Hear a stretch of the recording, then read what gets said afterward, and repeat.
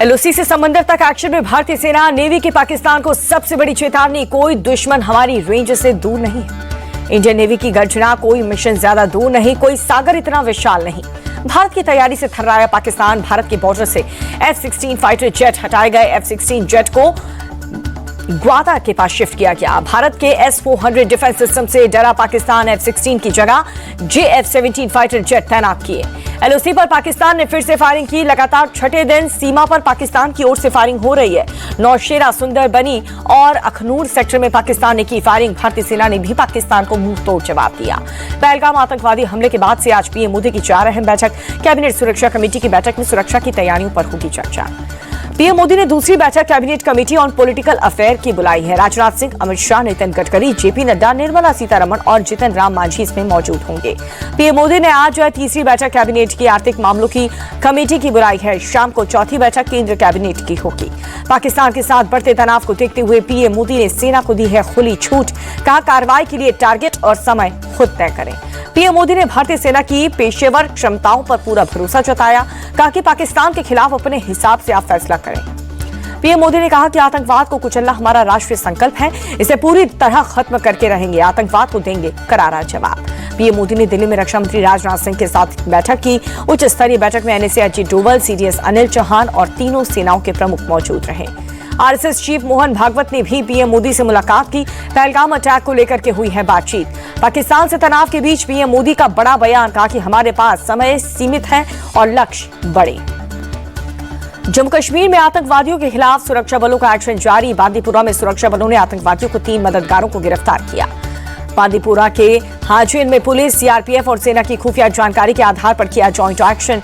शहजाद अहमद, दानिश अहमद और अतहर इकबाल नाम के 3 शख्स को गिरफ्तार किया। सुरक्षा बलों ने तीनों के पास से चीनी हैंड ग्रेनेड सहित कई हथियार बरामद किए। पुलिस के मुताबिक तीनों लश्कर तैयबा के ओवरग्राउंड वर्कर हैं।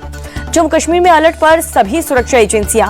शोपियां, अनंतनाग और त्राल में दहशतगर्द और उनके मददगारों के खिलाफ तेज की गई रेड। पहलगाम आतंकी हमले पर संयुक्त राष्ट्र सुरक्षा परिषद में फिर से हो सकती है चर्चा। विदेश मंत्री एस जयशंकर ने 7 अस्थायी सदस्य के विदेश मंत्रियों से बात की। जयशंकर की Algeria, Greece, Guyana, Panama, Slovenia, लियोन और सोमालिया के विदेश मंत्रियों से बातचीत। हमले की आलोचना करने और एकजुटता दिखाने के लिए आभार जताया। जम्मू कश्मीर के पूर्व सीएम फारूक अब्दुल्ला ने सरकार के हर फैसले का समर्थन किया। कहा, हमने प्रधानमंत्री को अपना पूरा समर्थन दिया है, पीएम को जो भी करना है वो करें। पाकिस्तान को फारूक अब्दुल्ला की 2 टूक, आतंकवाद हमें स्वीकार नहीं। अब समय आ चुका है कि दोस्त बने रहना चाहते हैं तो आतंकवाद खत्म करना होगा। अगर दुश्मन बनना चाहते हैं तो आप तैयार हैं और हम भी। कांग्रेस ने पीएम मोदी पर किए विवादित पोस्ट पर एक्स हैंडल से डिलीट किया। सूत्रों के मुताबिक कांग्रेस के भीतर खेमे में मीडिया इंचार्ज सुप्रिया श्रीनेत से जताई गई नाराजगी। पहलगाम हमले पर हो रही बयानबाजी को लेकर के कांग्रेस पार्टी के फिर से चेतावनी। संगठन महासचिव की वेणुगोपाल बोले, अब अनुशासनहीनता मानकर सख्त कार्रवाई की जाएगी।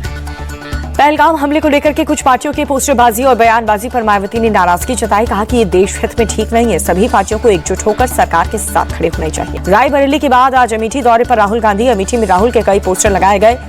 दिल्ली कैबिनेट की स्कूल फीस एक्ट को मंजूरी। अब मनमाने ढंग से फीस नहीं बढ़ा सकेंगे स्कूल वाले। मुख्यमंत्री रेखा गुप्ता बोली कि दिल्ली में फीस न बढ़े, इसके लिए पिछली सरकारों ने कुछ किया ही नहीं। ऐसा कोई कानून नहीं था जिससे स्कूल पर लगाम लगाई जा सके। शिक्षा मंत्री आशीष सूद ने कहा कि स्कूलों में फीस बढ़ोतरी को लेकर के 3 स्तर पर कमेटी बनेगी। बिना कमेटी की सहमति के फीस बढ़ाने वाले स्कूल पर 1,10,000 तक का जुर्माना होगा। मदर डेयरी का दूध आज से 2 रुपए प्रति लीटर महंगा हुआ। पाउच वाले टोंड मिल्क की कीमत 56 से बढ़कर 57 हुई।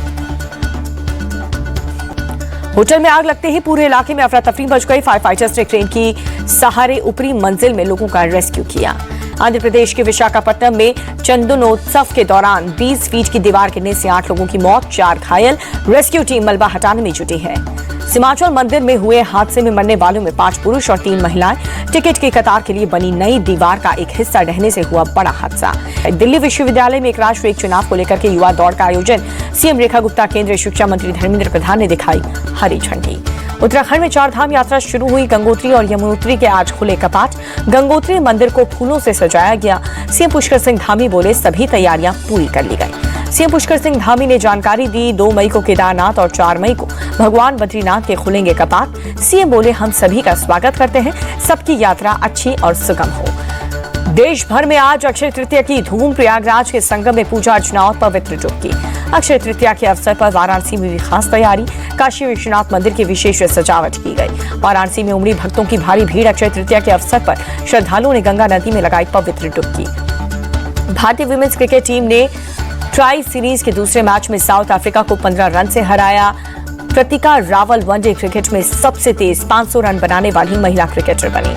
इंडोनेशिया के खिलाफ मुकाबले में भारत को 1-4 से मिली हार, जहां पर सुधीरमन बैडमिंटन कप से हुआ बाहर। पीवी सिंधु और एचएस प्रणय रहे फ्लॉप।